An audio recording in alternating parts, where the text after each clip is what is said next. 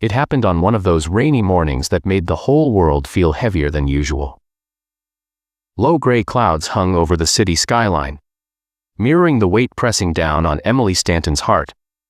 As her wheelchair rolled down the hospital corridor, the soft squeak of the wheels echoed faintly, a small reminder of her broken dreams. Only 6 months earlier, Emily had danced beneath the brilliance of stage lights, the youngest ballet prodigy ever to lead the New York Academy's grand performance. Then came the accident. A distracted driver, a slick road, a sharp cry of tires. And in a heartbeat, everything changed. Her spine was irreparably damaged. At least, that's what the doctors said. She hadn't walked since. Worse than the paralysis was the loneliness that followed. Everyone called her brave, but they didn't see the nights she cried into her pillow, or the way she forced a smile to keep her father from looking at her with that helpless, haunted expression. Her father, Charles Stanton, the billionaire CEO of Stanton Global, a man who had spent his life fixing problems with money, power, and precision, now faced something he couldn't control. No amount of wealth could buy his daughter's legs back.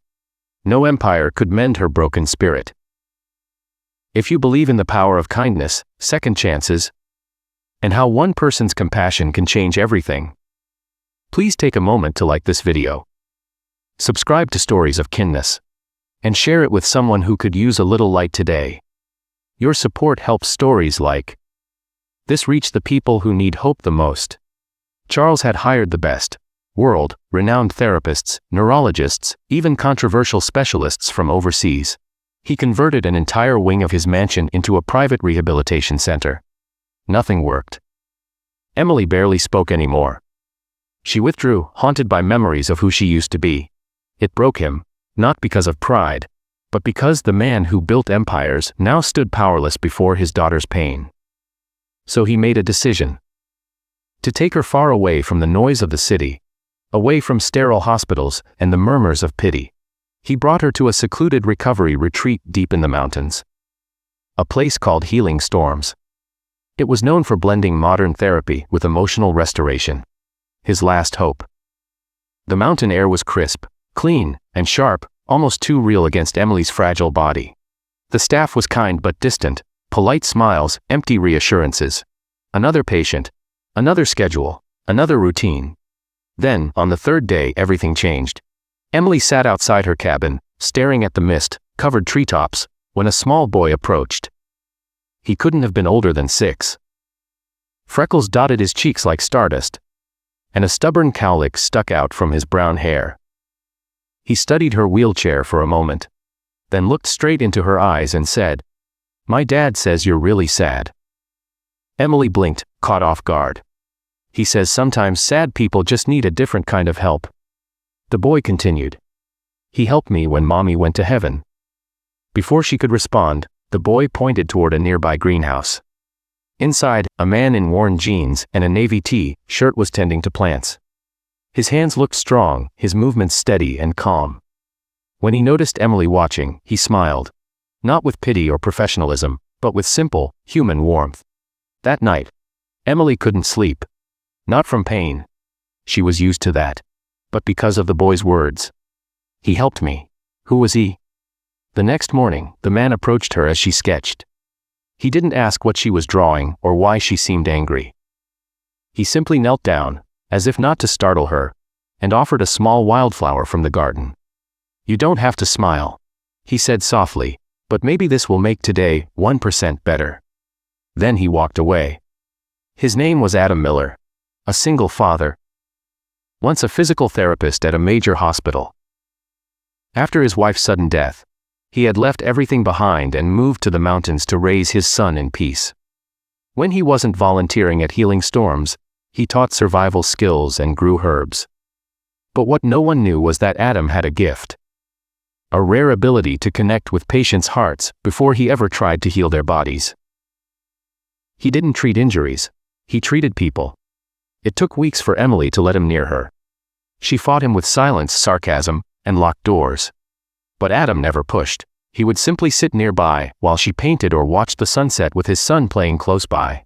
Little by little, Emily began to speak. Then laugh. Then cry. And finally, trust. One misty morning, as dawn painted the fields with gold, Adam said quietly, "I think your body's waiting on your heart. And your heart's just waiting for permission to believe again." Emily didn't reply, but she didn't look away either. Later that week, she agreed to try something new.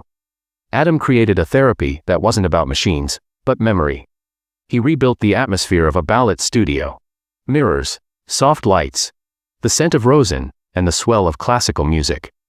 "I want your body to remember what it loved before," he said. The sessions were grueling, painful, slow, and often discouraging.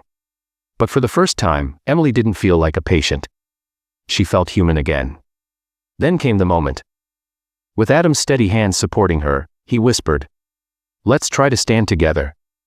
Her legs trembled, but they didn't give out. She stood for 3 long seconds and wept. Not from pain, but from hope. Charles couldn't believe it. He had spent millions on professionals. And now this quiet man from nowhere had done what none of them could. "What makes you think you can fix her?" Charles demanded one day, his voice thick with years of frustration. Adam met his gaze calmly. "Because I don't see her as broken," he said. "I see a girl who forgot how strong she really is." That was the day Charles finally let go. And let someone else in. Progress was slow. Some days Emily regressed. Others, she amazed herself. But through it all, Adam was there, not commanding, just present. He never promised she'd walk again. He only promised she'd never face it alone. And sometimes, that was enough. One golden autumn evening, under a sky washed in amber light, Emily took her first 5 unassisted steps across the field. The little boy's laughter echoed in the distance. Adam smiled quietly. Charles cried openly. And Emily, for the first time, believed in tomorrow. If this story touched your heart, please don't leave without liking this video, subscribing to Stories of Kindness, and sharing it with someone who needs a little hope. Your engagement helps us spread more stories that heal. Tell us in the comments, which part of Emily's journey moved you most? Your words inspire kindness, and kindness changes the world.